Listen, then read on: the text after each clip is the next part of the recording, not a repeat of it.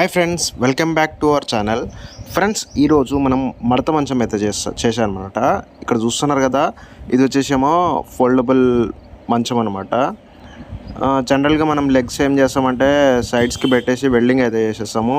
ఇది ఎట్లా అంటే ఒక తన పెట్టేస్తే అలాగే ఉంటుందన్నమాట.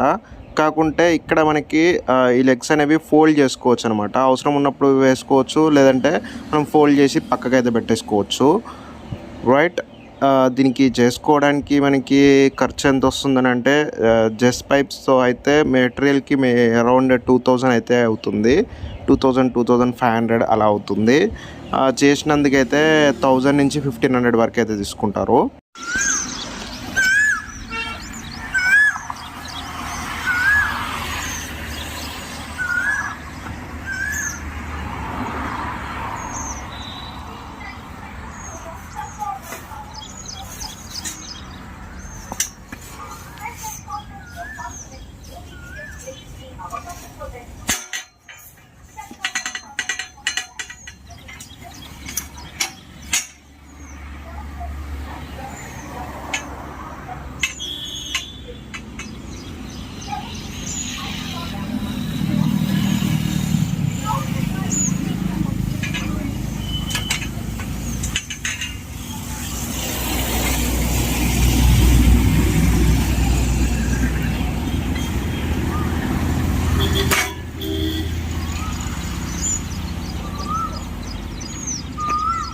గ్యాస్, మీకు ఎప్పుడైనా డౌట్ వచ్చిందా?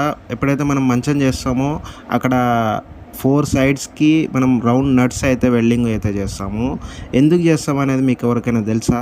తెలియకపోతే నేను మీకు ఇప్పుడు చెప్తా.